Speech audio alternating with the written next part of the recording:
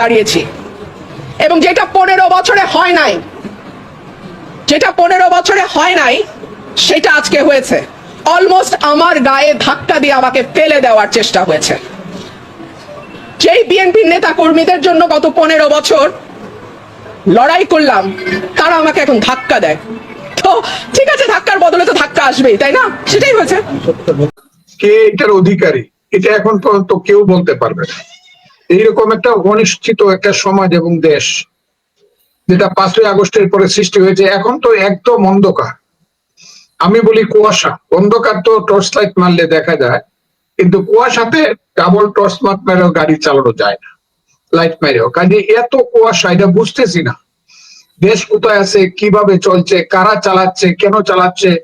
এইখানে একটা অস্থিরতা এবং টেনশন এমন ভাবে চলছে, কে কি জন্য কি কথা বলতেছে কেউ বুঝতে পারে না। সুস্থ এবং সঠিক কথাটি একটা দেশের জন্য যা হওয়া উচিত, আমার মনে হয় সেই কথাটা আমরা প্রায় কেউই বলতে পারছি না। যাকে আমরা গত 5ই আগস্টের পরে 8ই আগস্টে দায়িত্ব দিয়ে আমরা মনে করেছিলাম দেশ খুব ভালো চলবে, জনাব অধ্যাপক মোহাম্মদ ইউনূস আমাদের গৌরবের সন্তান, কিন্তু উনি গত 1 বছরে প্রমাণ করলো যে এনজিও করা যত সহজ, নোবেল পাওয়া যত সম্মানের, দেশ চালানো তত সহজ না। এবং দেশ এখন এমন এক পর্যায়ে পৌঁছেছে, কি হবে দেশে একমাত্র আল্লাহ ছাড়া কেউ বলতে পারে না। আমি তো নাদান মানুষ, আমি বলতে পারি না কি হবে। এইরকম একটা দেশ কেন হলো? ধরেন শেখ হাসিনার সময়ও বলতো যে ফ্যাসিস্ট শাসন বা স্বৈরাচারী শাসন, কিন্তু শেখ হাসিনার সময় একটা সুস্পষ্ট একটা অবস্থান ছিল, আমরা বুঝতাম সে দেশে এই কাজ করতেছে, এইগুলা দেশের জন্য খারাপ, আমরা প্রতিবাদ করতেছি। একটা সুস্পষ্ট ধারণা পাওয়া যেত হাসিনা সরকার সম্পর্কে। কে হাসিনা সরকারের নেতা এটা বললে মানুষ বলতো শেখ হাসিনা নিজেই লিডার, 1 নম্বর নেতা না, শুধু সে সর্বময় ক্ষমতার অধিকারী, এটা আমরা বুঝতাম। তার কিছু চামচা চামুন্ডা ছিল যারা কথাবার্তা বলে মানুষকে বিরক্ত করত, অপমান করত, এদেরকেও চিনতাম। তার কিছু লুটেরা শ্রেণীর নেতৃত্ব ছিল, সালমান রহমান, এস আলম, আজিজ খানেরা, সামিট গ্রুপ, এদেরকেও আমরা চিনতাম। সবাই তার কিছু মানে বাজে কাজ করার কিছু ছেলে পেলে ছিল, এবং তারা বাজে কাজ করিয়া মানুষকে বিরক্ত করতে করতে এমন এক জায়গায় গেছে, মানুষ প্রতিরোধ করছে। ছাত্রলীগের এইসব ছেলেদেরকেও আমরা চিনতাম। কিন্তু এখন দেশের চেয়েও খারাপ আছে, কিন্তু কারা কি করতেছে এটা কিন্তু কেউ বুঝতে পারতেছে না। শুধু দেখতেছি আমরা কেউ কারোর সঙ্গে একটা কথায় একমত না। আমরা সবাই সব কথাতে বিভেদ, শুধু দ্বিমত না, ত্রিমত না, এটা বহুমতের একটা দেশ হয়ে গেছে, কারো কথা কারোর সঙ্গে মিলছে না। আর সরকার এখানে একটা মজা করছে ক্ষমতাটাকে দীর্ঘস্থায়ী করার জন্য এবং প্রলম্বিত করার জন্য সবাইকে আমার মনে হয় দিনে এবং রাতে তারা উৎসাহ দিয়ে যাচ্ছে, অত্যন্ত গোপনে এবং সংগোপনে। আমার কাছে মনে হয় সরকার ইচ্ছা করলে, যদি তাদের সঠিক ইচ্ছা থাকে, তারা যদি সৎ হয়, তাদের ইচ্ছার প্রতি তারা যদি আন্তরিক হয়, তাহলে it's a matter of 24 hours, 24 ঘন্টার ব্যাপার। তারা বলতে পারে নো, আমরা কিছুই বুঝতে চাই না, আমরা অনেক দেখছি, আমরা 1 বছরের উপরে আছি, আমরা নির্বাচন যে তারিখে ঘোষণা করছি সেই তারিখে সংবিধান মতো নির্বাচন দিয়া আমরা মেজরিটি পার্টির হাতে দায়িত্ব প্রদান করে চলে যাব। এই ব্যাপারে কেউ যদি ইলেকশন করতে চান বা না চান, আমরা আপনাদেরকে অনুরোধ করব সবাই মিলে ইলেকশন করেন। কিন্তু আমরা ইলেকশন প্রতিরোধ যারা বলেন এইসব কথা আমরা শুনতেও পারবো না, এবং কেউ প্রতিরোধ করতে পারবেন না, এটা আমরাই প্রতিরোধ করবো। ইচ্ছা করলে সরকার খুব সুস্পষ্ট ভাবে বলে দিতে পারে, কিন্তু সরকার এমন ভাবে কথা বলে, সকালবেলা এক দলের বলে আপনারা ইলেকশনের পক্ষে চালান দিয়ে আমরা আছি, রাতের বেলা আরেক দলকে হয়তো বা বলে দেয় ইলেকশনের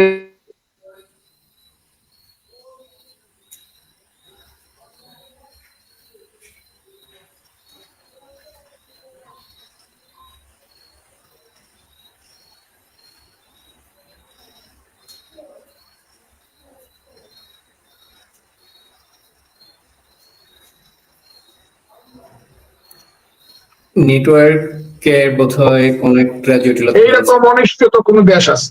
এই হলো কথাটা।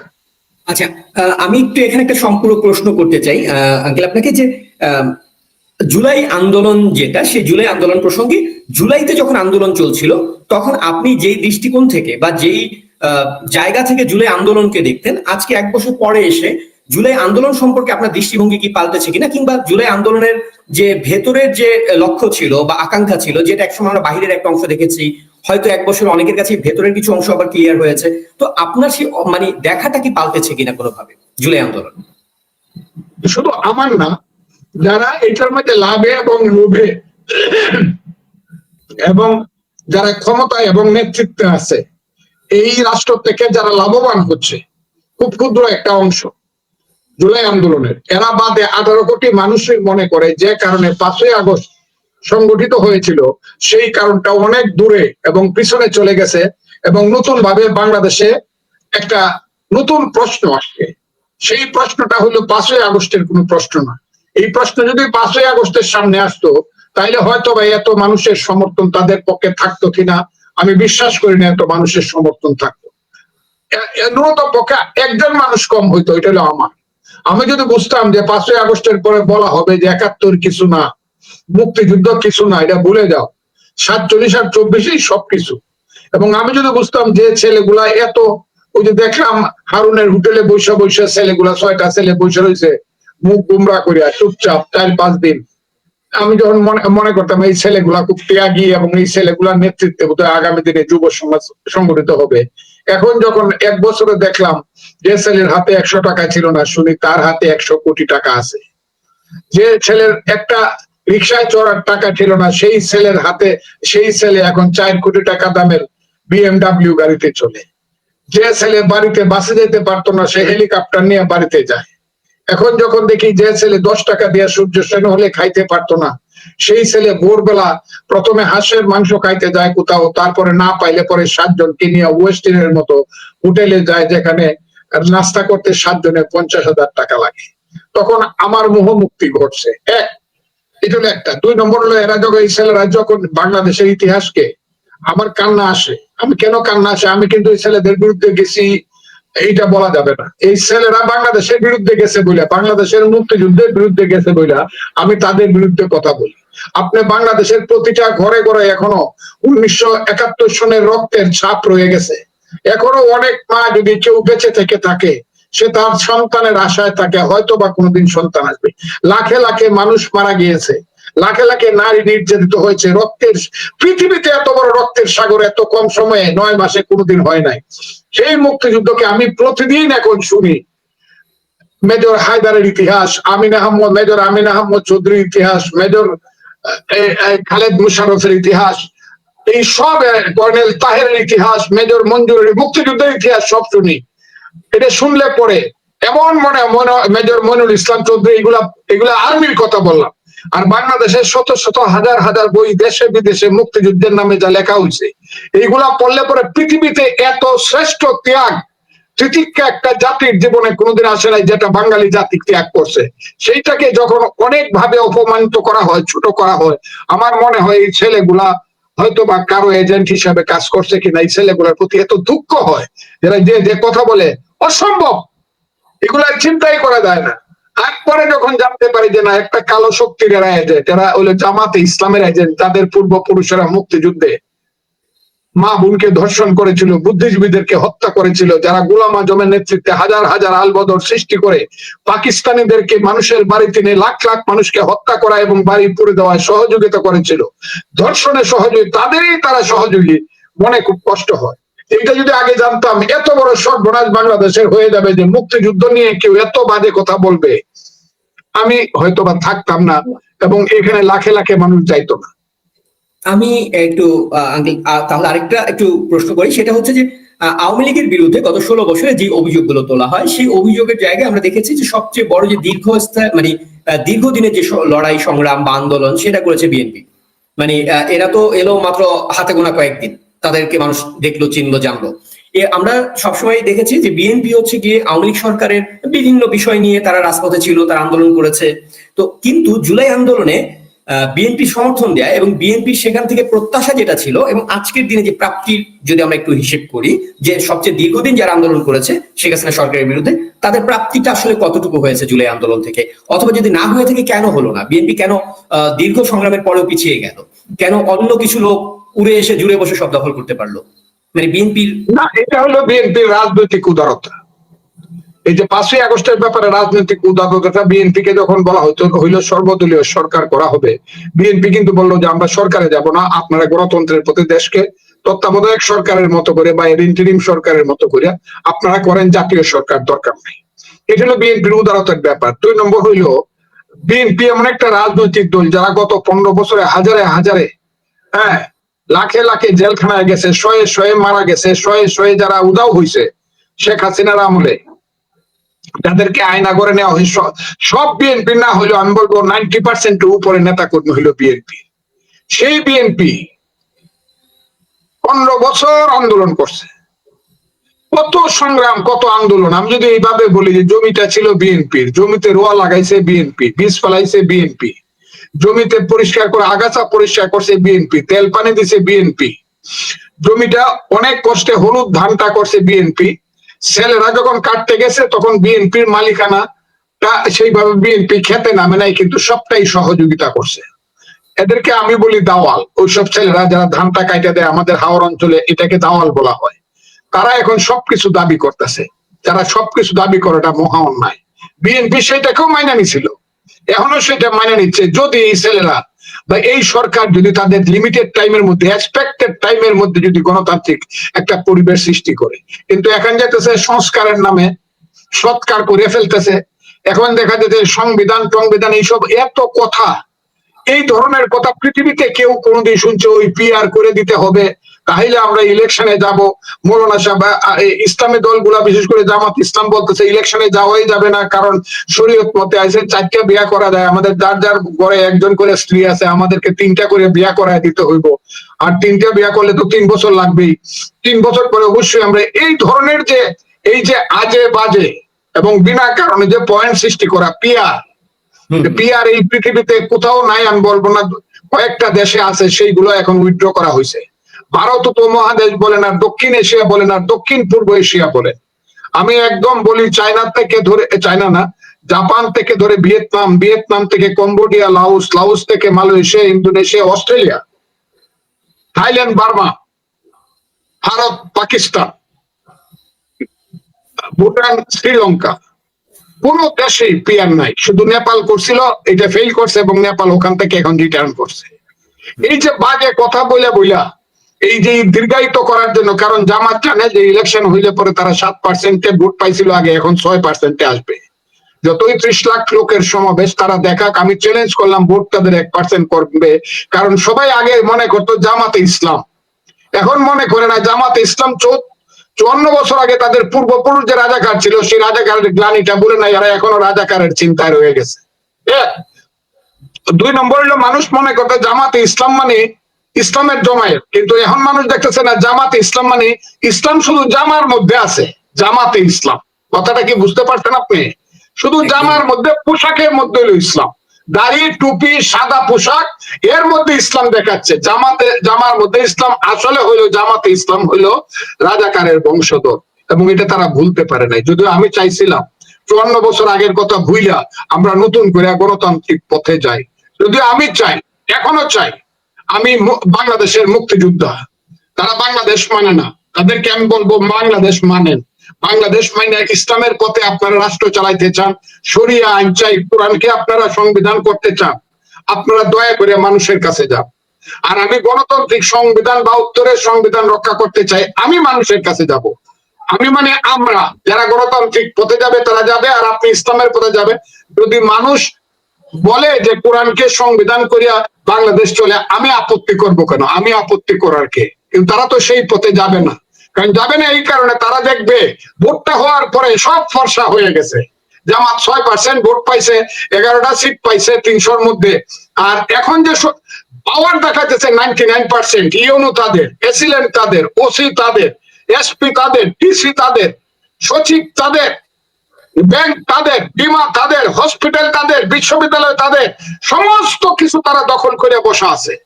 এই ক্ষমতা তারা নিজেরা ক্ষমতায় গেল পাস করলেও এত ক্ষমতা দেখাইতে পারবে না। এখন যে মজার ক্ষমতা, অন্যের কাঁধে বন্দুক রেখে অন্যের মাথায় কাঁঠাল ভাঙিয়ে জামাত এখন খাচ্ছে, যেটা পৃথিবী থাকতে কোনোদিন জামাত ইলেকশন করে পাবে না, পৃথিবী থাকতে চন্দ্র সূর্য থাকতে পাবে না। সেই কারণে তারা ইলেকশনে যাইতে চায় না এবং এই বাহানা করে আমাদেরকে সাইডে করে বিয়া করে দেওয়ান লাগবো, আমাদেরকে ঘরে ঘরে আমাদেরকে এই দেওয়ান লাগবো, সেই দেওয়ান লাগবো, পিআর দেওয়ান লাগবো, 7% ভোট পাইলে 70টা সিট দিতে হবে, এইসব বলে বলে ইলেকশনকে দীর্ঘায়িত করিয়া ইউনূস সরকারের সঙ্গে চক্রান্ত করে ইউনূস সরকার ক্ষমতা থাকবে মানে ইউনূস সরকারের কাঁধে বন্দুক রেখে বা মাথায় কাঁঠাল ভাঙিয়া খাবে। সেই কারণে জামাত ইলেকশনে যেতে চায় না। আর ছেলেরা হলো এদের বাহন, এরা হলো বাঘের আগে শিয়াল যায়, কিরকম ছেলেরা হলো জামাতের আগে শিয়াল যায়। আপনাকে একটা প্রশ্ন একটু আমি এই কথা প্রসঙ্গে একটা প্রশ্ন একটু আঙ্কেল ধরিয়ে দিচ্ছি, সেটা হচ্ছে আচ্ছা, মোহাম্মদ ইউনূস 5 তারিখের আগে কোনোদিন তার কোনো কর্মকাণ্ড, তার জীবনে যা করেছে, কোনো জায়গায় কোনো কর্মকাণ্ড দিয়ে কি কখনো আপনার মনে হয়েছিল যে মোহাম্মদ ইউনূস একজন বাংলাদেশ প্রেমী মানুষ, একজন মুক্তিযুদ্ধ প্রেমী মানুষ, বাংলাদেশের জন্য তার খুব বেশি দরদ রয়েছে? কোনোদিন কি তাকে দেশপ্রেমিক মনে হয়েছিল ইউনূসকে 5 তারিখের আগে কোনোদিন? না, আমার একটা জিনিস মনে হয়েছে, ইউনূস সাহেব বাংলাদেশ, আমি বলছি বাঙালি জাতির অন্যতম নন পলিটিক্যাল শ্রেষ্ঠ সন্তান, যেহেতু নোবেল পাইছিল, আমার তখন মনে হইতো। আর এই লোকটাকে যখন ওই 84-85 বছর বয়সে হাসিনা সরকার রোদ্রের মধ্যে দাঁড় করায় রাখতো, ওই 7 তলায় নিয়ে হাইটা হাইটা উঠাইতো, তাকে যখন ফ্যান দিত না, আমার একটু মায়া, কারণ আমি খুব আবেগপ্রবণ, মায়া মমতা লাগতো। এবং ইউনূসের পক্ষে অনেক কথা, ইউনূস সাহেবের পক্ষে আমি অনেক কথা কইছি, কিন্তু এখন আমি দেখতেছি উনার যে বয়স হয়েছে এটা কোনো বয়স না। এখন আমি দেখতেছি উনাকে যা মনে করতাম তিনি তা না। এখন দেখতেছি উনি উনার জন্য জন্মগ্রহণ করছে। উনি নিজে 666 কোটি টাকা নিজের ট্যাক্স মাফ করাইছে, আর সব মাফ করাইয়া উনি হয়ে গেছে বাংলাদেশের শ্রেষ্ঠ ধনীদের একজন এবং মাফ করাদের একজন। আর উনি, আমি এটা জানতাম, উনার বাপ দুলা মিয়া সরকার থেকে ধরে উনার ভাই জাহাঙ্গীর সাহেব, উনার ভাতি যারা, এরা এটা কোনো মুক্তিযুদ্ধের পরিবার না, এটা আমি জানতাম। ইউনূস সাহেব কোনোদিন শহীদ মিনারে যায় নাই, কোনোদিন স্মৃতিস্তম্ভ যায় নাই। বাঙালি জাতির গণতান্ত্রিক অধিকার, ভোটাধিকার অথবা অর্থনৈতিক অধিকারের জন্য ইউনূস সাহেব কোনোদিন রাজপথে নামক অথবা একটা বিপ্লব কোনো কিছুই জীবনে মানুষের জন্য করে না, এটা আমি জানতাম। কিন্তু তাকে আমার খারাপ মানুষ মনে হইতো না, আমার মনে হইতো তিনি অন্য পার্টির মানুষ, অন্য অংশের মানুষ। আমার মনে হইতো উনি ওই যে ব্রাক করে, যেমন ফজলে হাসান আবেদ, যেমন গণস্বাস্থ্য করে জাফরুল্লাহ চৌধুরী, ইউনূস সাহেব তাদের মতো লোক। আমি এখন আমার ভুল ভাঙছে যে উনি এনজিওর সুদকুর মানুষ, এবং সুদকুর যারা হয় তাদের লোভ এবং লাভের প্রতি লোভ হয় বেশি। এবং ইউনূস সাহেব এই লাভটা দুই ভাবে করতে, একটা হলো অর্থনৈতিক লাভ, আর একটা হলো রাজ সিংহাসনে বসে থাকার, ময়ূর সিংহাসনে বসে থাকার জন্য তার লোভ। এই দুইটার কারণে ইউনূস সাহেবকে আমার এখন মনে হইতেছে যে সমস্ত কিছুর জন্য উনি দায়ী কিনা। যদি ফেব্রুয়ারি মাসের প্রথম সপ্তাহে ইলেকশন ওনার কথা মতো না হয়, তাইলে আমি অবশ্যই বুঝবো সমস্ত কিছুর জন্য দায়ী হইল ইউনূস সাহেব। এবং আমি সবসময় বলি, উনার চরিত্রটা আমার কাছে মনে হয়, হাকিম হইয়া হুকুম করো, পুলিশ হইয়া ধরো, সর্প হইয়া দংশন করো, উজা হইয়া ছাড়ো। আমার চরিত্রটা উনার আমার কাছে এইরকম মনে হয়। উনাকে খুব সাংঘাতিক কিছু এরকমই এখন লাগছে। তো আমি একটু আরেকটা প্রশ্ন, যেহেতু আপনি একজন মুক্তিযোদ্ধা, আপনার সঙ্গে আজকে কথা বলবার যে সুযোগটা পেয়েছি, এটাকে আমি একটু কাজে লাগাতে চাই। মুক্তিযুদ্ধ নিয়ে আপনার যে অবস্থান, আপনার যে কথাবার্তা, এগুলো মানে দলমত নির্বিশেষে আমাদের প্রত্যেকের কাছে ভীষণ আমাদেরকে উজ্জীবিত করে মুক্তিযুদ্ধের পক্ষে আপনার যে অবস্থান। কারণ খুব কম মুক্তিযোদ্ধা রয়েছে যারা আসলে আপনার মতো এতটা বলিষ্ঠভাবে মুক্তিযুদ্ধের পক্ষে কথা বলে। আমার মনে হয় আপনি যে অ্যাডভোকেট, আসলে আপনি 1971 এর পক্ষেই আপনার এই কি বলে আইনজীবীর কাজটা করছেন। তো আমার একটা প্রশ্ন, বাংলাদেশের রাজনীতিতে আমরা দেখেছি ক্ষমতায় যাবার জন্য এবং ক্ষমতায় পাকাপোক্ত করবার জন্য হোক বা যে কোনো কারণেই হোক, আমরা বারবার যে জামাত, যে যুদ্ধাপরাধী দল, যারা গণহত্যার সঙ্গে জড়িত ছিল 1971-এ, সেই গণহত্যাকারী দলকে তারা কোন রকম ক্ষমা চাইলো না, কিছুই করলো না, তাদের কোনো অনুশোচনা নেই, কোন রকম কিছু নেই, তারা এখনো দাম্ভিকভাবে সেই লাহোরের গান গায়। এইরকম একটা দল, এইরকম দলকে বাংলাদেশের রাজনীতিতে প্রতিষ্ঠা করার পেছনে মানে অন্য যে রাজনৈতিক দলগুলো যাদেরকে আমরা মুক্তিযুদ্ধের পক্ষে বলে জানি, যেরকম বীরুত্তম জিয়াউর রহমানের দল বিএনপি, কিংবা যদি আমি আওয়ামী লীগের কথাও বলি, অনেক সময় আওয়ামী লীগের সঙ্গে একটা স্বল্প সময়ের জন্য তার আন্দোলনের মাঠে একসঙ্গে ছিল। বিএনপির সঙ্গে যে দীর্ঘমেয়াদী একটা জোট, এই জোটের মাধ্যমে জামাতের মতো যুদ্ধবাদী দলকে বাংলাদেশে প্রতিষ্ঠা করা, এই জায়গাটাকে বিএনপির একজন মানুষ হিসেবে আপনি আসলে কিভাবে দেখেন? জামাতকে মানে রাজনৈতিক লাভের জন্য জামাতকে মানে এই যে সঙ্গে রাখা, জামাতকে ক্ষমতার ভাগ দেয়া, জামাতকে বলিষ্ঠ করে তোলা, এটা দায়টা আসলে আমরা এড়াতে পারি কিনা মুক্তিযুদ্ধের পক্ষের যে দলগুলো বলে? আপনাকে অসংখ্য ধন্যবাদ এই প্রশ্নটা করার জন্য। আমার ব্যক্তিগত জীবনের আমি একটা কথা বলি। আমি আওয়ামী লীগের তখন সেন্ট্রাল এক্সিকিউটিভ কমিটির মেম্বার। আওয়ামী লীগের মেম্বার সংখ্যা সেন্ট্রাল এক্সিকিউটিভ কমিটিতে 61 জন। আমি হইলাম যুবক মেম্বার, আমি মাহমুদুর রহমান মান্না, আখতারুজ্জামান, আমরা যারা সুলতান মোহাম্মদ মনসুর, মুকুল ঘোষ, আমরা ইয়াং এক্সিকিউটিভ কমিটির মেম্বার।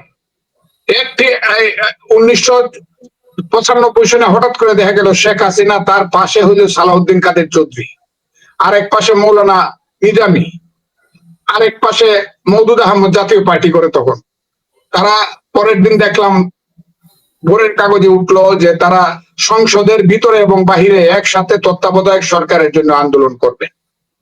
কিন্তু আওয়ামী লীগ একটা পার্টি, শেখ হাসিনা বললেই তো হবে না, তাকে ওয়ার্কিং কমিটি, আওয়ামী লীগের ওয়ার্কিং কমিটি, এক্সিকিউটিভ কমিটি থেকে তাকে পাস করাইতে হবে। এবং সেই জন্য তিনি খুব দ্রুত একটা মিটিং ডাকলেন। সেই মিটিং এ উনি বললেন যে আমি জামাতে ইসলাম, সালাউদ্দিন কাদের চৌধুরীর পার্টি বোধ ছিল এনসিপি না এনডিপি নামে একটা ছোট্ট পার্টি ছিল, জাতীয় পার্টিকে নিয়ে আমরা ঐক্যবদ্ধ আন্দোলন করতে চাই তত্ত্বাবধায়ক সরকারের জন্য বিএনপি সরকারের বিরুদ্ধে। আপনারা রাজি আছেন কিনা? হাউস সব চুপচাপ। যখন শেখ হাসিনা বললেন যেহেতু সবাই চুপচাপ, কাজে আমি ধরে দেব নীরবতা সম্মতির লক্ষণ, তখনই আমি উঠে দাঁড়াইলাম যে সভানেত্রী আমি কিছু কথা বলতে চাই। উনি বললো বলেন। তারপরে আমি 40 মিনিটের উপরে বক্তৃতা করে একটা জায়গাতে বললাম, আপনারা শুনলে অবাক হবেন, এক শেষ কথা বললাম, আমি ছাত্র রাজনীতি করেছি, আমি ছাত্রলীগের সেক্রেটারি ছিলাম, সেন্ট্রাল প্রেসিডেন্ট ছিলাম, আমি মুক্তিযোদ্ধা, আমি 86 সনে এমপিও ছিলাম। আমি আপনাকে খুব পরিষ্কার ভাবে বলতে চাই, আমি বঙ্গবন্ধুর সৈনিক। আমি যখন যেখানে গিয়েছি সবাই আমাকে জিজ্ঞাসা করেছে যে আমাদের প্রধান শত্রুকে। আমি সবসময় বলেছি আন্তর্জাতিক ভাবে আমাদের প্রধান শত্রু হইল চক্রান্তকারী সাম্রাজ্যবাদ, আর আমাদের বেশি শত্রু হলো সাম্প্রদায়িক শক্তি। সেই সাম্প্রদায়িক শক্তির সবচেয়ে বড় কালো শক্তি, সাপের চেয়ে ভয়ঙ্কর জামাত ইসলামকে নিয়ে যখন আপনি ঐক্য করে এই দেশে আন্দোলন করতে চাই, আমাকে মাফ করতে হবে সভানেত্রী, আমার নামটা আপনি ডিসেন্টের খাতায় লিখে, নোট অফ ডিসেন্টের খাতায় লিখে রেখে। এই কারণে শেখ হাসিনা আমার সঙ্গে পরবর্তী সময়ে কোনো কথাই বলতেন না। আমি আমার ঘটনাটা পরিষ্কার করলাম। আজকে এটা প্রমাণিত, ওই যে শেখ হাসিনাকে যে আমি 95 সনে যে কথাটা বলছিলাম, সেই কথাটা আমি গত 1 বছর যাবৎ বিএনপি কে বলছি যে আপনার এই শেখ হাসিনা 86 সনে জামাতের সঙ্গে ঐক্য করছিল, 96 সনে ঐক্য করছিল, আপনারা 2001 সনে করছিলেন, পরবর্তী সময়ে করছেন। সব দলকেই কিন্তু এর খেসারত দিতে হবে, সাবধান সাবধান বিএনপি সাবধান। কিন্তু বিএনপি আমাকে ভুল বুঝেছে, আমাকে অনেক অনেক কথা বলেছে, আমার কথাটা শুনে নেন, বলেছে। কিন্তু আজকে বিএনপি হয়তোবা, আমি হয়তোবা এখনো বললাম, কারণ বিএনপি নেতাদের মুখে এখন আমি খুবই খুবই মুক্তিযুদ্ধের পক্ষে কঠিন কঠিন কথা শুনতেছি। এমনকি আমাদের নেতা এই কথা বলছেন যে আমরা মৌলবাদ এবং সাম্প্রদায়িকতার বিরুদ্ধে আমরা দাঁড়াবো, এবং সেই কারণে তাকেও গালি শুনতে হচ্ছে। আমি খুব ক্লিয়ারলি বলি যে দুইটা দলের ভুলের জন্য এই দেশে এমন একটা শক্তি দাঁড়াইছে, যে শক্তি দেশটাকে এখন পাকিস্তানে ফেরত চায়। Bangladesh will return to Pakistan. আপনি বোধহয় দেখেছেন পাকিস্তানের একটা পত্রিকায় উঠেছে যে বাংলাদেশ নাকি আবার পাকিস্তানে ফেরত যাবে, এবং সেই ফেরত নেওয়ার জন্য পাকিস্তানের প্রধান বন্ধু যিনি ছিলেন গোলাম আজম, আলবদর রাজাকারের নেতা গোলাম আজম, কুখ্যাত দালাল গোলাম আজমের ছেলে, তার নাম নাকি আজমি শাহ, উনি নাকি প্রধান সেনাপতি হয়ে ইসলামিক রেভলিউশনারি বাহিনী গঠন করবে। আমি বলছি না, এটা পত্রিকায় বলছে, এবং এই দেশটাকে নাকি আবার পাকিস্তান বানাবে। এইসব কথা শুনলে পরে আমার লজ্জা লাগে না, শুধু শুধু দুঃখ লাগে না, চোখে পানি আসে। আর আত্মহত্যা করতে ইচ্ছা করে, আর হাত জোর করে 30 লাখ শহীদের কাছে মাপ চাইতে ইচ্ছা করে। মায়েরা বাবারা, তোমরা যারা 71-এ বাঙালি জাতির মুক্তিযুদ্ধের জন্য শহীদ হয়েছিল, ইজ্জত দিয়েছিল, তোমরা আমাকে মাফ করো, আমাদেরকে মাফ করো, মুক্তিযোদ্ধাদেরকে মাফ করো। এইটা বারবার আমাকে বলতে ইচ্ছা করে ভাই। আমি সেই কারণে বলছি যে এটা সবার দোষ আছে। এটা শুধু সাম্প্রদায়িক শক্তি না, জঘন্য ধরনের মুক্তিযুদ্ধের বিরুদ্ধে শক্তি, যারা আবার পাকিস্তানে ফেরত যেতে চায়।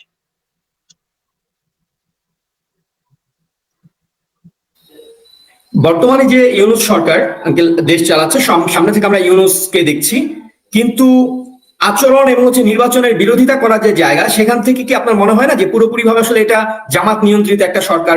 অফিসিয়ালি তারা কোথাও হয়তো ঘোষণা দিচ্ছে না যে এই সরকারটা জামাত চালাচ্ছে, কিন্তু ইউনূস যা বলে শতভাগ কথা কিন্তু জামাতের সঙ্গে মিলে যায়। জামাত ইউনূসের কোনো কথার সঙ্গে দ্বিমত পোষণ করে না। পৃথিবীতে সবাই দ্বিমত করুক, জামাতের কোনো দ্বিমত নেই। এই জায়গাটা আমার কথাটা আপনি ফলো করতে পারেন নাই। আমি বলছি এটা জামাতের সরকার, জামাত ক্ষমতায় গেলেও এত মজা করে দেশ চালাইতে পারবে না। এখন যে মজা করে দেশ চালাইতেছে জামা, আমি বলছি না যে এসিলেন তাদের ইউনো তাদের ডিসিতে কথাগুলো তো বলে গেছি, এরা সব দখল করে বসে আছে বাংলাদেশে সব। এবং এমনকি আমি দেখছি ঢাকা বিশ্ববিদ্যালয়, রাজশাহী বিশ্ববিদ্যালয়, শিক্ষা প্রতিষ্ঠানগুলো সব দখল করে ফেলছে। কিভাবে দখল করছে সেই কথাগুলো আমি আদর্শ দিয়ে না, জঙ্গিবাদীদের কোনো আদর্শ নাই, এদের আদর্শ হলো মকিম গাজীর আদর্শ। এদের কোনো আদর্শ নাই, এরা শুধু টাকা পয়সা লোভে এবং লাভে এই দেশের এক শ্রেণীর যুবকদেরকে বিভ্রান্ত করছে, তরুণ কিশোরদেরকে বিভ্রান্ত করছে। আমার বিশ্বাস মুক্তিযুদ্ধের পক্ষে মানুষ যেদিন দাঁড়ায় যাবে এবং সত্য এবং সাহসী কথাগুলো বলবে, সব তাসের ঘরের মতো উড়ে যাবে, বলে দিলাম তাসের ঘরের মতো উড়ে যাবে। এবং আমি এটা বুঝি, প্রথমে আমি দেখাইতে চাই যে আমার কথাটা যে সত্য। আমার 78 বছর বয়স, 61 বছরের অভিজ্ঞতা আমার রাজনীতির, আমার কথা যে সত্য আমি এটা প্রমাণ করতে চাই। Let them to contest in the next election of February. এবং আমি দেখায় দেব যে আওয়ামী লীগ গেছে কিন্তু বিএনপি যে দল হিসাবে রয়ে গেছে, যতই বিএনপি কে বলা হোক জামাত চক্রান্ত করে বলে 2 সাপের 1 বিষ, নৌকার ধানের শীষ, যাই বলুক, বিএনপি চান্দাবাজ ধান্দাবাজ, বিএনপি খারাপ। আমি জানি আগামী ইলেকশন ফেব্রুয়ারিতে হইলে ওই যারা এইসব কথা বলে তারা দেখবে বিএনপি 2/3 মেজরিটির চেয়েও বেশি পাবে। এবং এটা আমি শো করতে চাই। তারপরে আমি তাদেরকে দেখাবো জঙ্গিবাদ কাকে বলে, ইহা কত প্রকার ও কি। এবং এই বাংলাদেশ যে জঙ্গিদের জায়গা না, এই বাংলাদেশ যে আমাদের পূর্বপুরুষদের অত্যন্ত মহান, যে মহানুভবতার মাধ্যমে আমাদের পূর্বপুরুষেরা এই দেশে ইসলাম গ্রহণ করেছিল, যে সুফিবাদের মাধ্যমে আমাদের পূর্বপুরুষরা ইসলাম গ্রহণ করেছিল, যে ওলিয়া উলিয়া গাউস কুতুব দরবেশরা, সেই খাজা মঈনুদ্দিন চিশতি থেকে ধরে হযরত শাহজালাল রহমাতুল্লাহ আলাইহি, নিজামুদ্দিন আউলিয়া থেকে বখতিয়ার খাকি থেকে ধরে এই বাংলায় যত উলিয়া উলিয়া গাছ কুতুব দরবেশ এসেছে, তাদের মুখে কথা ছিল, শোনো হে মানুষ ভাই, সবার উপরে মানুষ সত্য, তার উপরে নাই। তোমরা ইসলাম গ্রহণ করো, তোমরা ওই হিন্দু ধর্মের যে 12.5 জাতের ভেদ বিভেদ তোমরা পাবা না। ইসলাম আমরা সব এক কাতারে দাঁড়িয়ে নামাজ পড়বো, একসাথে বসে ভাত খাবো, একসাথে সংগ্রাম করব এবং একসাথে চলবো। সেই কথা শুনে বাংলার নিচ শ্রেণীর হিন্দুরা মুসলমান হয়েছিল। এবং আজকে সেই শাহজালাল, শাহপরান, সেই গেসুদারা, সেই শাহ নাসিরউদ্দিন, সেই বাইজিদ বুস্তামি, সেই নেত্রকোনার শাহ সুলতান থেকে যত আছে উলিয়া উলিয়া গাছ কুতুব দরবেশ, সেই দেশে উদার ইসলাম থাকবে, ধর্ম থাকবে, সবকিছু থাকবে, কিন্তু এই ধর্মের পরেই রাষ্ট্র ব্যবস্থায় থাকবে গণতন্ত্র। ধর্ম থাকবে যার যার জীবনে, ধর্ম যার যার, রাষ্ট্র হবে সবার। সেই ধরনের একটা রাষ্ট্র আমরা কায়েম করতে চাই। এবং ইলেকশন দিলে সেই ট্রেনটা প্রাথমিকভাবে লাইনে উঠবে। সেই ইলেকশনটাই জামাত দিতে দিচ্ছে না। এবং এর সঙ্গে ইউনূস সাহেবের এবং তার লোকজনের একটা মারাত্মক যোগাযোগ আছে। আর এই যে ছেলেরা, যে ছেলেদেরকে জামাত দীর্ঘদিন যাবত যে নার্সিং করে তৈরি করছে, এই সব ছেলেরা তাদের উইপন, জামাতের উইপন। এরা জামাত থেকে, শিবির থেকে বেরিয়ে আসা ছেলে পেলে সেই উইপনেরা কাজ করছে তার পক্ষে। তারপরে আমি বিশ্বাস করি আল্লাহ আছে, তারপরে আমি বিশ্বাস করি আল্লাহর সত্য জয়লাভ করবে, তারপরে আমি বিশ্বাস করি মুক্তিযুদ্ধ জয়লাভ করবে, রাজাকাররা হেরে যাবে। এটা হলো আমার কথা। একেবারেই ঠিক আঙ্কেল, কারণ দল মত আমরা যত ধরনের বিভেদ থাকুক আমাদের আদর্শিক জায়গায়, কিন্তু মুক্তিযুদ্ধের প্রসঙ্গে বোধহয় এই বাংলাদেশের মাটিতে দাঁড়িয়ে কারো দ্বিমত পোষণ করবার সুযোগ নেই। এই একটা জায়গায় বোধহয় আমাদেরকে আসলে মাথা নত করে তারপরে অন্য মতবিরোধের আলোচনায় আসতে হবে, কিন্তু 71-এর কাছে মাথা নত করে। আরেকটা ব্যাপার যে এই সরকার, আপনি যখন এনসিপির কথা বলছিলেন, আগে এনসিপির একটা প্রশ্নে যাই। এনসিপির পক্ষ থেকে সাম্প্রতিক আমরা একটা দেখেছি বিজ্ঞপ্তি, সেটা হচ্ছে কি আপনি মুক্তিযুদ্ধের পক্ষে যেভাবে কথা বলছেন, আপনি যেভাবে তাদের অপকর্মের সমালোচনা করছেন, এই কারণে তারা হচ্ছে খুব রিসেন্ট 4-5 দিন আগে আপনার মানে ব্যাপারে অভিযোগ জানিয়েছে এবং তারা অভিযোগ উত্থাপন করেছে। আপনার এক ধরনের পানিশমেন্ট বিএনপি কি দিবে এরকম একটা কিছু দাবি করেছে, তার একটা নোটিশ জারি করেছে এনসিপি এই ব্যাপারে, আপনার ব্যাপারে প্রতিবাদ লিপি। তো এটা নিয়ে আপনার কি বলার আছে? এনসিপি যে সার্জিস বা নাহিদ তারা যে আপনার বিরুদ্ধে এটা দিল। আমি খুব ক্লিয়ারলি আপনাকে বলি, আমার দল যদি আমার এই কথার বিরুদ্ধে আমার কথার ব্যাপারে মনে করতো দলের ক্ষতি হচ্ছে, নিশ্চয়ই দলের কেউ না কেউ আমাকে তো বলতো। আর আমাদের দলের নেতা কিন্তু এখন প্রতিদিন প্রতি মুহূর্তে বাংলাদেশের সবকিছু দেখেন এবং বুঝেন, জনাব তারেক রহমান। আমি আজ পর্যন্ত গত 1 বছরের দলের পক্ষ থেকে এমন কেউ আমাকে বলে নাই যে আপনি যা বলতেছেন দলের জন্য ক্ষতি হইতেছে। এবং আপনারা দেখছেন স্থায়ী কমিটির সদস্য থেকে ধরে অনেক বড় বড় নেতার নামে কারো নামে শোকজ হয়েছে, কারো নামে ওয়ার্নিং হয়েছে, কিন্তু আপনারা কি দেখছেন কোথাও যে দলের পক্ষ থেকে ফজলুর রহমানকে একটা ওয়ার্নিং দেওয়া হয়েছে? বরং আমি যা বলা শুরু করছিলাম প্রথম থেকে, এখন দলের সবাই একই কথা বলতেছে। আপনি দলের জয়েন্ট সেক্রেটারি জনাব হাবিবুন নবী সোহেলের বক্তৃতাটা, স্বেচ্ছাসেবক দলের মিটিং এ যে কাউন্সিলে যে বক্তৃতা, এই বক্তৃতা জন্মদিবসে যে বক্তৃতাটা দিছে, যেখানে জনাব তারেক রহমান সাহেব স্কাইপিতে বসেছিল, সেই বক্তৃতাটা শুনে দেখবেন।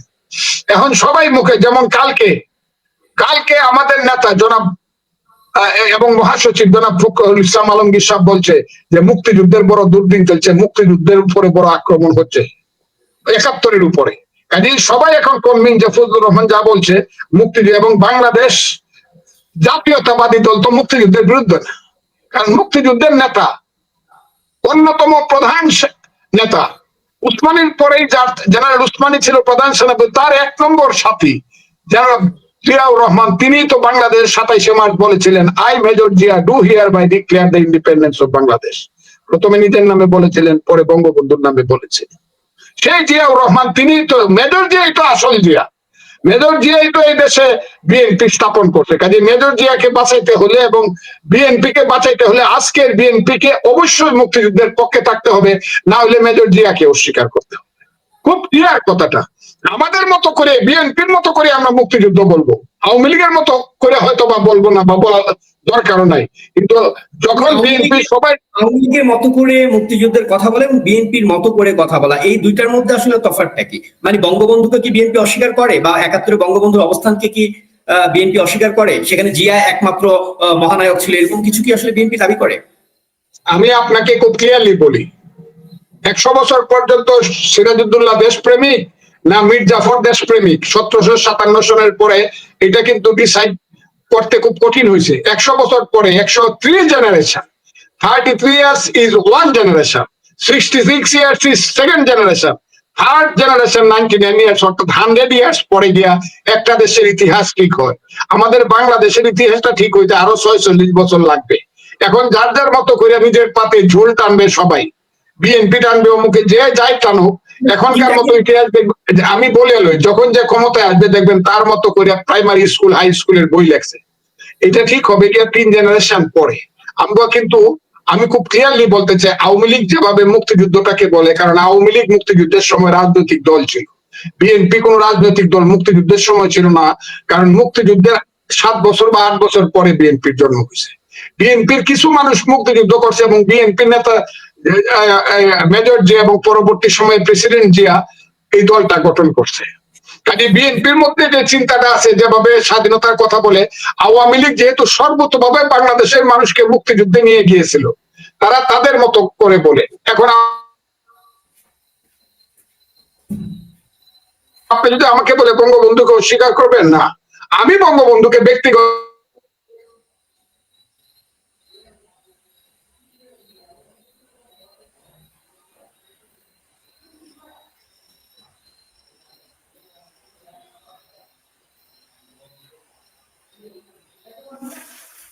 সেই স্বাধীনতা সংগ্রামের কত নেতা ছিল যুগে যুগে, সেই পাল বংশ থেকে আজকে এত দূর আমি কইতে চাই না। আমার সেই ফকির মজনু শাহ, সেই তিতুমির, হাজী শরীয়তুল্লাহ, সেই শেরে বাংলা একে ফজলুল হক, সুভাষ বোস, সূর্য সেন, ক্ষুদিরামেরা, মৌলানা ভাসানীরা, বঙ্গবন্ধু শেখ, যত কথাই বলেন, মুখ স্বাধীনতা সংগ্রামের ফাইনাল খেলার ক্যাপ্টেনের নাম হইল বঙ্গবন্ধু শেখ মুজিবুর রহমান। এটা কেউ কোনোদিন ছাড়াইতে পারবে না। তো বলবেন জিয়াউর রহমান কি? জিয়াউর রহমান নতুন প্লেয়ার হিসাবে খেলায় উঠে একটা সেঞ্চুরি মারছে। ফ্রিডম ফাইটার জিয়াউর রহমান একটা সেঞ্চুরি মারছিল, সবাই জিয়ার নাম জানে, I major Zia do hereby declare the independence of Bangladesh. কাজে বিএনপি ওটা নিয়ে গৌরব করে তার দল করবে, করুক, কিন্তু মুক্তিযুদ্ধকে তার বিরোধিতা করে না। আর যেদিন বিএনপি মুক্তিযুদ্ধ সম্পর্কে একদম ওভারলুক বেশি করবে, সেদিন বিএনপির পরিণতি কি হবে আমি জানি না। তবে বিএনপি কে যদি আজকের রাজনীতিতে, খুব ক্লিয়ারলি আমি আমাদের দলকে বলবো, বিএনপি আজকের রাজনীতিতে বলা উচিত, এটা মেজর জিয়ার দল বিএনপি, আমরা মুক্তিযোদ্ধার দল, মুক্তিযুদ্ধের পক্ষের দল। কাজে মুক্তিযুদ্ধকে নিয়ে আমরা আজে বাজে কথা শুনতে চাই না। সোজাসুজি ইলেকশন দাও, তোমরা যদি ইলেকশনে জিততে পারো তাহলে আজে বাজে কথা হলো, তাহলে মুক্তিযুদ্ধ নিয়ে আমরা কোনো আজে বাজে কথা শুনতে চাই না। এর প্রমাণ হলো বিএনপি কিন্তু ইতিমধ্যে 1 মাস আগে স্লোগান দিছে, জামাত শিবির রাজাকার, এই মুহূর্তে বাংলা ছাড়। আবার বিএনপির নেতারা এখন কিন্তু দিচ্ছে ওই 71-এর জন্য ক্ষমা চাও, 71-এর জন্য ক্ষমা চাও, এই রাজাকারের। আমি প্রথম বাংলাদেশের রাজাকারের বাচ্চা বলছি, তখন আমি বোধহয় 31 লাখ গালি শুনছি, অর্থাৎ সমস্ত শহীদের গালি আমি একা শুনে ফেলছি। এই ফজু পাগলা, ফজুয়া, আমাকে মারে ফেলবো। এখন যে ছেলেরা আমাকে মারে ফেলতে কয়, আমাকে মারার তো দায়িত্ব তাদের কাছে থাকতে পারে, কিন্তু ক্ষমতা তাদের কাছে নাই, কারণ ক্ষমতা হইলো আল্লাহর কাছে। আমার মৃত্যুর জন্য যদি মনে করে আল্লাহ আমাকে এদের হাতে মৃত্যুর আছে মরবো, আমি মৃত্যুর ভয় করি না। আমার বয়স আছে আর কত, 78 বছর বয়স হয়েছে। আমি ফজলুর রহমান, যারা আমাকে মারতে চায় আমি তাদেরকে বলবো আগে পাকিস্তানে যাও, কারণ আমি তো বাংলাদেশ চাই, তোমরা তো চাও পাকিস্তান। আগে পাকিস্তানে গিয়ে ওখান থেকে আমাকে মারো। তোমরা আগে পাকিস্তানে যাও, যে দেশটা আমি সৃষ্টি করছি, আমরা সৃষ্টি করছি, এগুলো তো সেই দেশে মারতে চাও যে বাংলাদেশ আমরা বানাইছি, আমি বানাইছি। কাজেই তারা আমাকে মারতে পারে হয়তো বা, জানি না আল্লাহর কি খেলা, কিন্তু আমি কোন সময় যতদিন বেঁচে আছি মুক্তিযুদ্ধ থেকে, 71 থেকে আমি কোনো কারণেই সরব না। আরেকটা কথা আপনাকে স্পষ্ট বলে যে সেই প্রশ্নটা করেন নাই, আমি দেখতেছি এখন সংবিধানটা নিয়ে খুব বাজে ধরনের খেলা চলছে। ওই বিদেশিরা আইসা, এরা বলি আমি রবার্ট ক্লাইভ, আলী রিয়াজরা হলো বাংলাদেশের কালো রবার্ট ক্লাইভ। এরা আইসা আমার অনেক সময় মনে হয় শরীরের চামড়া সব ছিঁড়া ফেলি, শরীরের চামড়া সব ছিঁড়ে ফেলি। চোরের দল, ডাকাইতের দল দেশটাকে লুট করতেছে, আর এইখানে রবার্ট ক্লাইভরা বৈশা বৈশা সংবিধানটাকে ছুঁড়ে ফেলতে চায়। যদি সংবিধান থেকে সমাজতন্ত্র, গণতন্ত্র, ধর্মনিরপেক্ষ, জাতীয়তাবাদের একটা স্তম্ভ বাদ দেওয়া হয়, এবং ওই যে বলতেছে সংবিধানের উপরে নাকি কি আইন করব, হ্যাঁ, বাপ দাদার নাম নাই, চাঁদ মরলের ব্যয়, হ্যাঁ, আর কোনোদিন নাকি কোন আদালতে এসব তাদের কাজের ব্যাপারে প্রশ্ন তোলা যাবে না। হায় হায়, বাংলাদেশের মানুষ, 18 কোটি মানুষ দেখতেছে, কিন্তু যেদিন মনে করবো যারা এইসব কথা বলে তাদের বাপ দাদার নাম ভুলাই দিব, তারা কিন্তু রাজপথে নামতে পারে। সেদিন কিন্তু ওই ডাইরেক্ট বিমানে কিন্তু যাইতে হবে দেশ ছেড়ে। আমি কথাটা বলে দিলাম, বাজে কথা বলেন আদালতে তাদের কাজের ব্যাপারে কোনো প্রশ্ন তোলা যাবে না। বাজে কথা বলেন যে সংবিধানের উপরে হবে তাদের আইন, হায় রে বাবা রে। আমি বলে দেই, মনে বড় কষ্ট আছে, দুঃখ আছে, জেদ আছে, রাগ আছে, প্রকৃতি আছে, এবং শেষ পর্যন্ত শপথ আছে যে যতদিন বেঁচে থাকবো মুক্তিযুদ্ধের বাইরে কোনো কাজে দেশে হইতে পারবে না। এ হলো কথা। একেবারেই আমার মনে হয় যে বাংলাদেশে যারা বসবাস করে প্রত্যেকের আপনার মতো এই অবস্থানটাই থাকা জরুরি। দল হচ্ছে পরের ব্যাপার, বা অন্য আদর্শিক যে দ্বন্দ্বের জায়গা সেগুলো পরের ব্যাপার। এই জায়গাটা আমরা বোধহয় সবারই একমত হওয়া দরকার। আরেকটা বিষয় একটু আঙ্কেল জানতে চাই, খুবই বিব্রতকর এই প্রশ্নটা আমার জন্য আপনাকে করা, তারপরেও কথাটা বলতে হচ্ছে কেননা এটা সোশ্যাল মিডিয়ায় বেশ আলোচনায় আসছে ব্যাপারটা। 71 সালে যে 30 লক্ষ হত্যাকাণ্ড, 2 লক্ষ নারী নিপীড়নের যে ঘটনা, যেটা ইতিহাস বারবার মানে হাজার ভাবে ব্যাপারটা প্রমাণিত হয়েছে, কিন্তু সম্প্রতি আমরা দেখেছি যে ফ্রান্সে বসবাসকারী একজন কি বলে অনলাইন অ্যাক্টিভিস্ট বলা যায়, পিনাকি ভট্টাচার্য, যে দাবি করেছে যে 2000 লোক মারা গিয়েছিল 1971 সালে, এবং বাকি যা বলা হয় এর বেশি মারা গেছে, এটা আসলে আওয়ামী লীগের মিথ্যাচার। 2000-এর উপরে লোক 71 সালে মারা যায়নি। তো আপনি একজন মুক্তিযোদ্ধা হিসেবে এই কথাটা আপনার কাছে কিরকম লাগে, মানে যখন আপনি শোনেন যে কেউ এই কথা বলছে আজকে দাঁড়িয়ে? আমার মনে হয় কোথাও বিদেশে কোথায় কোথায় পাগলা গারদ আছে আমি জানি না, কোন দেশে আসলে পরে এদেরকে পাবনা পাঠানো দরকার। কে কইছে না কইছে আমার জানা তো, এই ফালতু ফাত্রা লোকের কথার আমি উত্তর দিই না। তারা একটা মিশন নিয়ে কথা বলে, বাপের বেটা হইলে তারা দেশে আসুক, বাজে গালি দিবে আমাকে দেখ, সেই তো যারা এই কথাগুলো তারাই তো বাংলাদেশের মুক্তিযুদ্ধের ভাষা বলে না, রাজনীতির ভাষাটাকে এমন ভাবে কলঙ্কিত এবং কলুষিত করছে।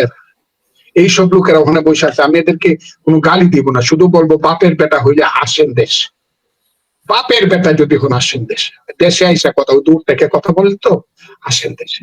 এদের কথার কোনো উত্তর আমি দিব না, এরা 2 পয়সার মানুষ না, 2 পয়সা আমি বললাম না, 2 পয়সা। ওদের পিছনে মূর্খরা যাইতে পারে, কিছু লোক দৌড়ায় গরু খাওয়ার জন্য, মহিষ খাওয়ার জন্য, চুরি চুট্টামি করার জন্য, লুট করার জন্য। এই চুরি চুট্টা এরা হলো ডাকাত দলের নেতা, দূরে থেকে তারা ইনস্ট্রাকশন দেয়। এগুলা করেন না তো, এগুলো করে মনে কষ্ট দিয়েন না, এগুলো হলো বাজে কথা। কত লোক মারা গেছে? 30 লক্ষ। ইয়েস, 30 লক্ষ কেউ এক এক করে গণ্য দেখে না। আমি যদি জিজ্ঞাসা করি যে মুক্তিযুদ্ধে যে বলা হয়, সরি দ্বিতীয় মহাযুদ্ধে বলা হয় 3 কোটি লোক মারা গেছে।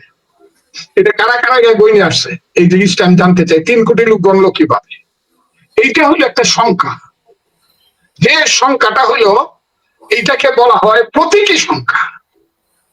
এটা কোনোদিন মিথ্যা সত্যের উপরে দাঁড়ায় না, এইটা মানুষের বিবেকের উপরে দাঁড়ায়। এইগুলো যারা না বুঝে এদের সাথে কথা বলে তো লাভ নাই, এটা তো প্রতীকী সংখ্যা। হইতে পারে 30 লক্ষ না হইয়া 29,95,000 বা 30,05,000 একটা সংখ্যা হইতে পারে, কিন্তু 30 লক্ষটা হলো বাংলাদেশের মুক্তিযুদ্ধের প্রতীকী সংখ্যা, এবং 3 কোটি হলো দ্বিতীয় মহাযুদ্ধের প্রতীকী। ওইটা তো কেউ প্রশ্ন তুলে না যে না আমরা 3 কোটি মানি নাই, আমরা মারছি 2.5 কোটি বা 2.5 লাখ। এগুলো তো মূর্খরা এইসব কথা বলে। বাংলাদেশের মুক্তিযুদ্ধের সেপ্টেম্বর মাস পর্যন্ত 18 লক্ষ লোক মারা গেছে বলে পাকিস্তানিরা নিজেরা বলছে, বিদেশে বলছে 18 লাখ লোক মারা গেছে। কথাটা কি আমি বলতে পারছি আপনাকে? কাজে এইসব কারা কি করলো না করলে এদের উত্তর আমি দেব না। এদের বয়স কত ছিল? আমি শুনছি এরা 65 সনে জন্মগ্রহণ করছে। 65 সনে জন্মগ্রহণ করে তাদের বয়স 6 বছর ছিল। কাজে তাদের কথার কি উত্তর হবে? আর অন্য কোনো কথা তাদের সব আমি জানি এরা কার। আমি এদের কথা তাদের কথা শুনলেই বোঝা যায় আসলে এদেরকে আমি আমন্ত্রণ করব দয়া করে দেশে আইসা কথা বলে। এখন তো দেশে আপনাদের সরকার আছে। বাড়িতে রিসেন্ট আপনার একটা ইন্টারভিউর একটা অংশ যেটা অনেকেরই চোখে পড়েছে, আমাদেরও চোখে পড়েছে, সেটা হচ্ছে যে আওয়ামী লীগের সময়ে আপনি এক ধরনের আতঙ্ক বোধ করতেন, যেহেতু আপনি আওয়ামী লীগের সমালোচনা করেন। সেই জায়গা থেকে আপনার মধ্যে একটা আতঙ্ক ছিল যে কোনো সময় গ্রেফতার হতে পারেন, মামলা হতে পারে, কিংবা আপনাকে ধরে নিয়ে যাওয়া হতে পারে, এই ধরনের একটা আতঙ্ক আপনি ফিল করতেন। কিন্তু বর্তমানে আপনি ফিল করছেন যে এই যে জামাত শিবির কিংবা যারাই আছে আর কি বর্তমানে ক্ষমতাসীন বাহিনী, তারা যে কোনো সময় আপনাকে খুন করে ফেলতে পারে। আপনি এই ভয়টা এখন পাচ্ছেন, যে ভয়টা আগে পেতেন না। আপনি খুন হয়ে যাওয়ার ভয়, মামলার ভয় পেতেন। তো এই জায়গাটা আছে কি আঙ্কেল আমরা মানে তাহলে কি বলতে পারি যে 5 তারিখের পরে যে বাংলাদেশ আসলে আগে আমরা ভালো ছিলাম? আমি আপনাকে একটা কথা বলি, আওয়ামী লীগের আচ্ছা আমি আপনাকে বলি, বিএনপি সহ বিরোধী দলগুলো 15 বছর নিরন্তর আওয়ামী লীগের বিরুদ্ধে আন্দোলন করছে, সরকার বিরুদ্ধে। আর আওয়ামী লীগের বিরুদ্ধে আমি সংগ্রাম করা শুরু করছি যেদিন আমি আওয়ামী লীগ থেকে বেরিয়ে গেছি। 96 সনের 10ই এপ্রিল, 96 সনের 10ই এপ্রিল থেকে আমি আওয়ামী লীগের বিরোধী। 96 সন মানে 29 বছর 4 মাস যাবৎ হইলো আমি আওয়ামী লীগ বিরোধী। এবং আওয়ামী লীগের যে সমালোচনা আমি করছি বিভিন্ন সময়ে, কোন সময় স্বতন্ত্র ভাবে, কোন সময় কৃষক শ্রমিক জনতা লীগ করিয়া, কোন সময় বিএনপি করিয়া। এবং আওয়ামী লীগ আমার 3টা ইলেকশন লুট করে নিছে আব্দুল হামিদ, এবং তার পিছনে প্রধানমন্ত্রীর সম্মতি ছিল, তৎকালীন প্রধানমন্ত্রী জনাব শেখ হাসিনার সম্মতি ছিল বা তার সরকারের সম্মতি ছিল। আমি 96 সনে পাশ করছিলাম, সেটা লুট করাইছে। এগুলা অনেক কথা। 3টা ইলেকশন আমার লুট হয়েছে।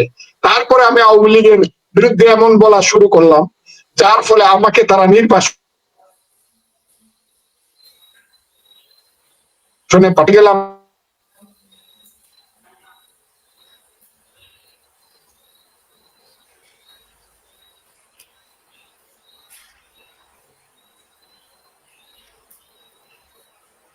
আমি 7 মাস আমেরিকাতে নির্বাচনে ছিলাম, আওয়ামী লীগ সরকার আমলে 14 সনে। কথাটা বুঝবার চেষ্টা করবে।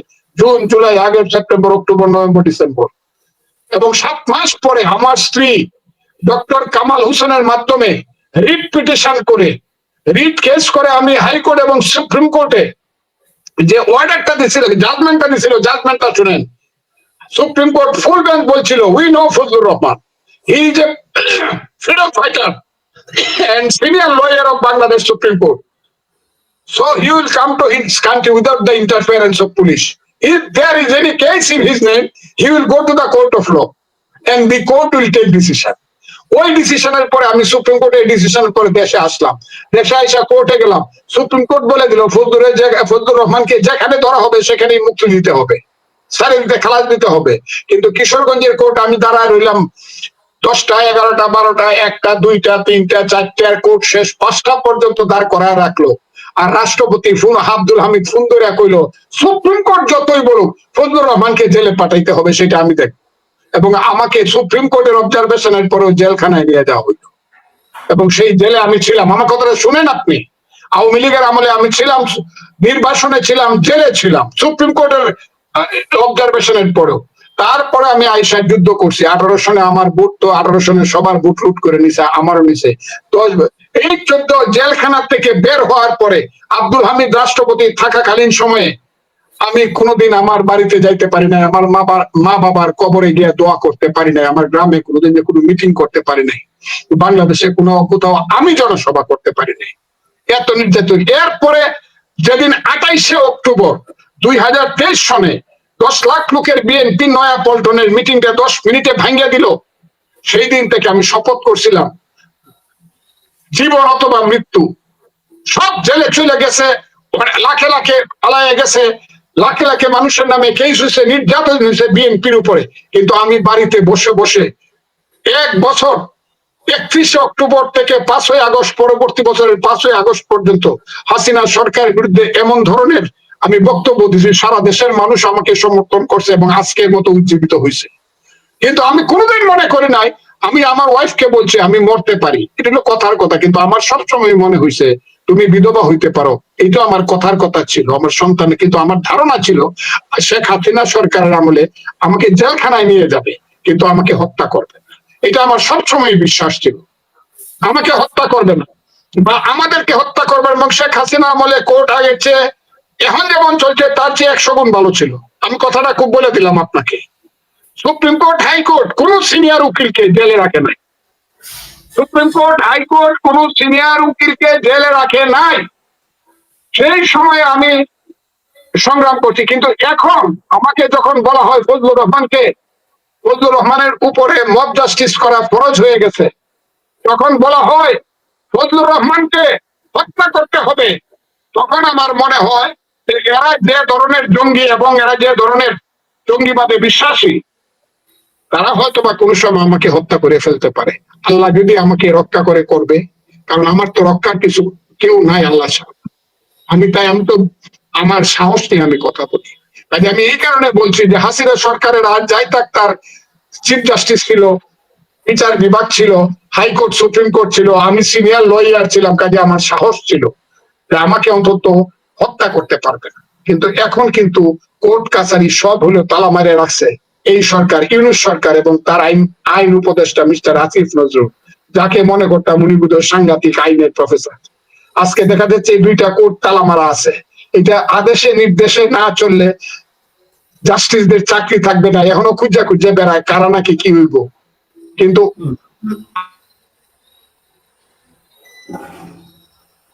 আমি মুসলমান,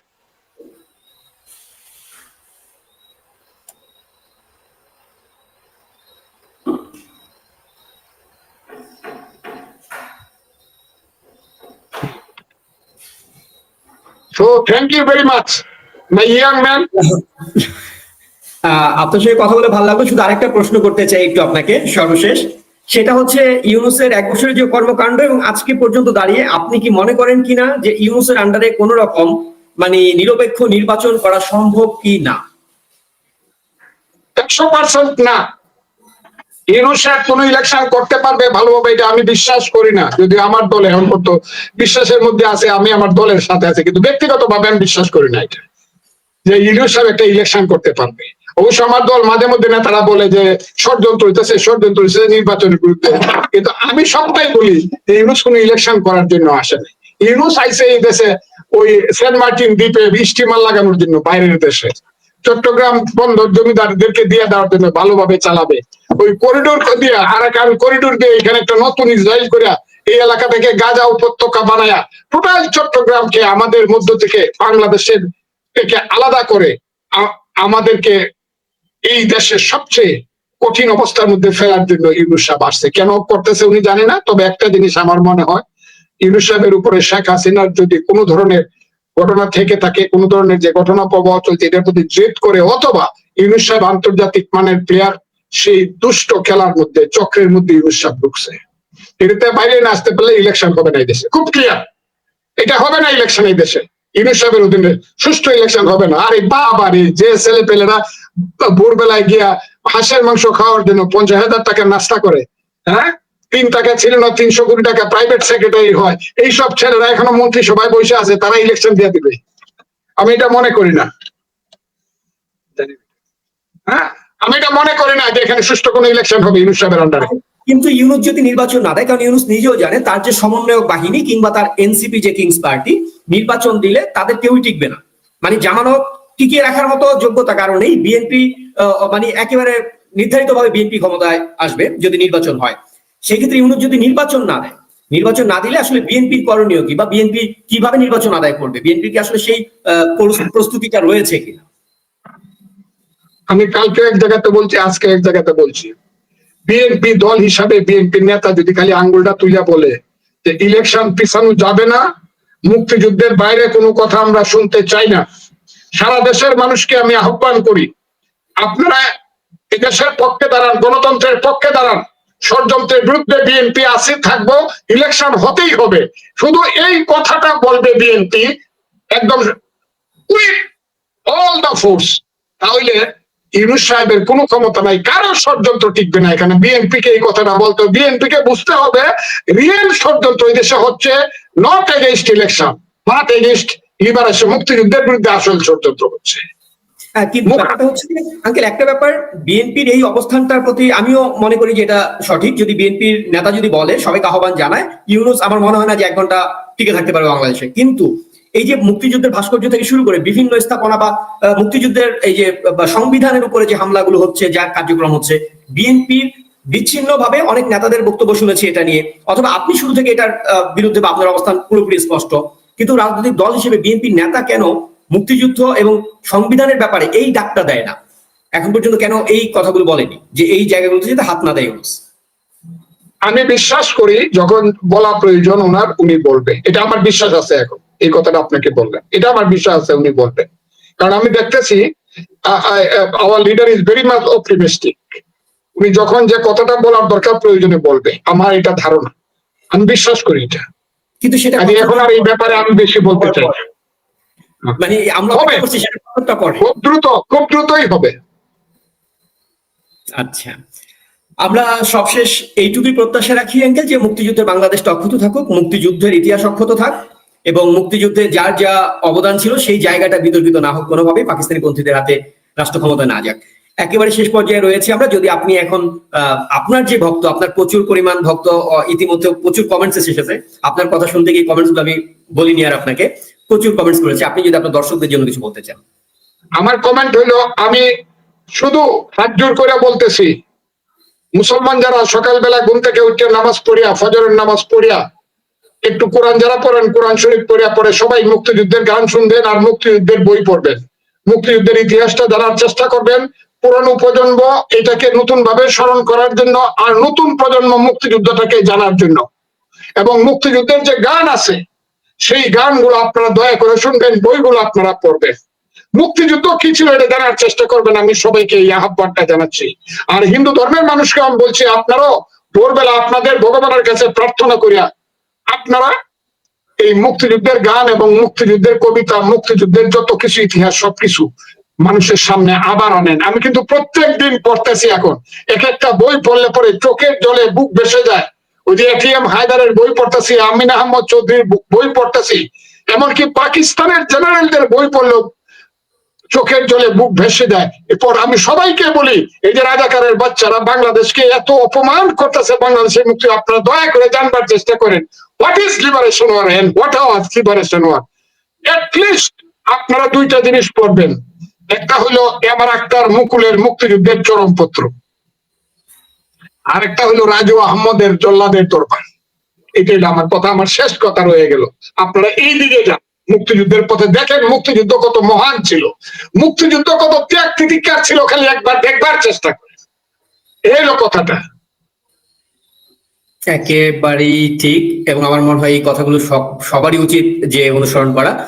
এবং এত সময় যারা আমাদের সঙ্গে ছিলেন, যারা আমাদের লাইভটা দেখলেন, সবার প্রতি কৃতজ্ঞতা জানাচ্ছি। সবাইকে ধন্যবাদ আমাদের সঙ্গে থাকবার জন্য। আমরা কৃতজ্ঞতা জানাচ্ছি বীর মুক্তিযোদ্ধা ফজলুর রহমান আঙ্কেলকে আমাদের সঙ্গে এতটা সময় দেওয়ার জন্য। একটা কথা বলার জন্য দাঁড়িয়েছি, এবং যেটা 15 বছরে হয় নাই, যেটা 15 বছরে হয় নাই সেটা আজকে হয়েছে। অলমোস্ট আমার গায়ে ধাক্কা দিয়ে আমাকে ফেলে দেওয়ার। আপনাদের সামনে কথা বলতে চাই। আজকে নির্বাচন কমিশনে একটি ঘটনা ঘটেছে। সীমানা নির্ধারণ নিয়ে দুপক্ষের শুনানি। ব্রাহ্মণবাড়িয়া 2 এবং 3 আসনের পক্ষে বিপক্ষে সীমানা নির্ধারণ নিয়ে বিএনপির 2 গ্রুপের মধ্যে নির্বাচন কমিশনে স্বয়ং প্রধান নির্বাচন কমিশনারের সামনে অন্যান্য নির্বাচন কমিশনাররা ছিলেন, নির্বাচন কর্মকর্তারা ছিলেন। ঠিক এমন সময়ে আজকে বিএনপি নেত্রী, বিএনপির আন্তর্জাতিক বিষয়ক সম্পাদক রুমিন ফারহানার সামনে কিংবা রুমিন ফারহানার সাথে এমন ঘটনা ঘটেছে, যার কারণে রুমিন ফারহানা বলতে বাধ্য হয়েছেন যে যা 15 বছরে হয়নি তা আজ হয়েছে, যাদের জন্য লড়েছি তারা এখন ধাক্কা দেয়। রুমিন ফারহানাকে ধাক্কা দেওয়া হয়েছে আজকে নির্বাচনী শুনানির মুহূর্তে। এরকম একটি ন্যাক্কারজনক ঘটনা ঘটেছে এবং একই সাথে আরেকটি ঘটনা ঘটেছে, যেটি হচ্ছে যে এনসিপির নেতাকেও রুমিন ফারহানার সমর্থকরা নাকি মারধর করেছে। এনসিপির নেতাও গিয়েছিলেন নির্বাচন কমিশনে, যার দরুন এখানে সোজা কথা একটা হট্টগোল বেঁধেছে। আমার আলাপের মূল বিষয় সেটি নয়, আমার আলাপের মূল বিষয় হচ্ছে এটি যে রুমিন ফারহানা বললেন যে বিগত 15 বছরে এমন ঘটনা ঘটেনি। বিগত 15 বছরে কে ছিলেন সরকারে? আওয়ামী লীগ। আওয়ামী লীগের বহু দোষ আছে, বহু দোষে দুষ্ট, এ কথা অস্বীকার করবার কোনো উপায় নেই। 2009-এর পরে তত্ত্বাবধায়ক ব্যবস্থা বিলোপের পরে, তত্ত্বাবধায়ক সরকার বিলোপের প্রধান দায় অবশ্য বিএনপির। এটা কিভাবে দায় আপনারা জানেন, এটা নিয়ে আরো নতুন নতুন ব্যাখ্যা করবার কোনো কারণ নেই। তত্ত্বাবধায়ক সরকারের অনুপস্থিতির সুযোগে 2014, 2018 যে নির্বাচনগুলো করেছে আওয়ামী লীগ, সেগুলো নিঃসন্দেহে বিতর্কিত নির্বাচন। বিনা ভোটের নির্বাচন, রাতের ভোটের নির্বাচন, দামি নির্বাচন, এই 3 প্রকারে 3টি নির্বাচন করেছে। কিন্তু ব্যারিস্টার রুমিন ফারহানা, বিএনপির আন্তর্জাতিক বিষয়ক সম্পাদক, আপনি কিন্তু আওয়ামী লীগের আমলেই এমপি হয়েছিলেন। আজকে দেশের অবস্থাটা এমন, সামনে আপনারা নির্বাচনে অংশগ্রহণ করতে পারবেন, এটি বলছি এজন্য যে পারবেন। আওয়ামী লীগ তো সেই সুযোগটাও নেই। নির্বাচনে অংশগ্রহণ করতে পারবেন, কিন্তু নির্বাচিত হয়ে সংসদে যেতে পারবেন কিনা সে ব্যাপারে যথেষ্ট সন্দেহ, সংশয় আছে। আপনার নিজ দলের মধ্যেই মারামারি লাগবে। মারামারির জন্য এনসিপি আছে, এনসিপির সঙ্গে যে মারামারিগুলো হয়েছে, আজকেও হয়েছে নির্বাচন কমিশনে, এনসিপির পক্ষ থেকে আপনার বিরুদ্ধে ব্যাপক অভিযোগ করছে। অন্যদিকে নির্বাচন কমিশন একটা শুনানিকারীদের সুরক্ষা দিতে পারেনি। সেখানে আইন শৃঙ্খলা বাহিনী ছিল কিনা জানি না, যে হাতাহাতি হয়েছে। একটা সীমানা নির্ধারণের শুনানিটাই ঠিক মতো হচ্ছে না। তাহলে আগামী নির্বাচন কিভাবে হবে এটি বড় প্রশ্ন। এবং আগামী নির্বাচন যে হবে না ইউনূসের অধীনে, বিএনপি যদি আজও এটি বিশ্বাস না করে, তাহলে বিএনপির ক্ষমতায় আসার আসলে যোগ্যতা নেই। আমরা তো চাইছি যে বিএনপির সামনে ক্ষমতায় আসুক, ক্ষমতায় এসে দেশ পরিচালনা করুক, কিন্তু ক্ষমতাটাই তো আসা দূরের কথা। আর ক্ষমতায় আসলেও এই যে ক্ষমতার যে ভারসাম্য, ব্যালেন্স অফ পাওয়ার নেই। এই ব্যালেন্স অফ পাওয়ার না থাকার কারণে বিএনপি ক্ষমতায় আসলেও তো দেশ পরিচালনা করতে পারবে না। আর ক্ষমতায় আসা সে তো দূর কি বাপ। ইউনূস যতই বলুক, ইউনূস লন্ডনে গিয়ে বৈঠক করুক, বিএনপির হাতে যে ক্ষমতা দেবে না, এটি যদি না বোঝেন বিএনপি, তাহলে বিএনপির ক্ষমতায় আসার যোগ্যতা নেই। আজকে যে জন্য এই কথাগুলো বলছি, যে দেশের অবস্থাটা এই, নির্বাচন করবার মতো কোনো ধরনের যোগ্যতা, ক্ষমতা কিচ্ছু নেই ইউনূস সরকারের নির্বাচন কমিশনের। এই জন্যই বলছি যে ইউনূসের অধীনে নির্বাচন হবে না। একটা তত্ত্বাবধায়ক সরকার আসবে, সংবিধানের যে তত্ত্বাবধায়ক সরকার সেটি আসতে হবে প্রথমত, এবং সেটিও শেষ পর্যন্ত ব্যর্থ হবে, এবং ব্যর্থ হয়ে আসবে একটি বিশেষ ধরনের বিদঘুটে সরকার, 1 বছর, 2 বছর বা 3 বছরের জন্য। এমনি তো আমরা 1 বছরের একটা ফেরি টাইম পার করে ফেললাম ডক্টর ইউনূসের মতো একজন ব্যর্থ রাষ্ট্রনায়কের অধীনে। আরেকটি আসছে কামিং, সেটা আগামী মাসে আসবে না 3 মাস পরে আসবে। সেটা দেশ যত ঘোলাটে হবে দেশের পরিস্থিতি, তত দ্রুত আসবে। এ ব্যাপারে নিশ্চিত থাকুন ব্যারিস্টার রুমিন ফারহানা, বিএনপির বিভিন্ন পক্ষ, এনসিপি সবাই মিলে নিশ্চিত থাকুন। কারণ নির্বাচন হবার কোনো বাস্তবতা নেই। এই সরকার, এই নির্বাচন কমিশন নির্বাচন করতে পারবে না। আমি এই জন্যই বললাম যে 15 বছরে হয়নি, ওই 15 বছরের এমপি আপনি, হানা ব্যারিস্টার রুমিন ফারহানা। আগামী দিনে, সামনের দিনে এই ইউনূসের অধীনে যদি নির্বাচন হয়, আপনি এমপি হতে পারবেন না। এজন্যই সবার অংশগ্রহণের একটা নির্বাচন প্রয়োজন হবে বাংলাদেশের। আপনি অস্বীকার করুন, মারুন, কাটুন, আওয়ামী লীগকে বাদ দিয়ে আসলে বাংলাদেশে নির্বাচন করতে পারবেন না। আর যে করতে চাইবে তার সমস্যা আছে, তার মানসিক সমস্যা, ক্ষমতার সমস্যা, সব দিক দিয়ে সমস্যা আছে। এই সমস্যাযুক্ত বিশেষ করে ইউনূস সরকার এই নির্বাচনটা করতে পারবে না। আসবে একটা বিশেষ সরকার, এবং সেই সরকারটিকে দিয়েই একটি অবাধ নিরপেক্ষ নির্বাচন হতে হবে। এবং সেই নির্বাচনে কে ক্ষমতায় যাবে এটি আপনি আমি। আসসালামু আলাইকুম প্রিয় দর্শক, আশা করি পুরো ভিডিওটি দেখেছেন এবং বুঝতে পেরেছেন। অত্যন্ত সুন্দর আলোচনা করলেন আমাদের অতিথিবৃন্দরা। বাংলাদেশের বর্তমান পরিস্থিতি নিয়ে আলোচনা করলেন, বাংলাদেশের যে অবস্থা সেই অবস্থা নিয়ে আলোচনা করলেন। বাংলাদেশে আপনারা জানেন যে কঠিন একটি সময় পার করছে আমাদের অন্তর্বর্তীকালীন সরকার ডক্টর মোহাম্মদ ইউনূস, এবং যে কোনো সময় নির্বাচন অনুষ্ঠিত হবে বাংলাদেশে। যদিও ফেব্রুয়ারিকে নির্ধারিত তারিখ হিসাবে ঘোষণা করা হয়েছে, ইতিমধ্যে ফেব্রুয়ারিতে নির্বাচন দেওয়ার একটি ব্যবস্থা সরকার গ্রহণ করতে যাচ্ছে। এই বিষয়টি আসলে কতটুকু ঘটবে না, বা নির্বাচন নিয়ে সামনে আরো আন্দোলন হবে কিনা, বিএনপি চাচ্ছে নির্বাচন, আওয়ামী লীগ তারা চাচ্ছে না, তারাও চাচ্ছে নির্বাচনে আসার জন্য, শুধুমাত্র জামাত, এনসিপি এবং ইসলামিক দলগুলো চাচ্ছে যে নির্বাচন পরে হোক, কারণ এই মুহূর্তে নির্বাচনের কোনো পরিস্থিতি বাংলাদেশে নেই। প্রিয় দর্শক, আপনাদের কাছে মূল্যবান মতামত থাকলে অবশ্যই কমেন্টে জানাবেন। সবাই ভালো থাকবেন, সুস্থ থাকবেন। ভিডিওটি শেষ করছি। আসসালামু আলাইকুম।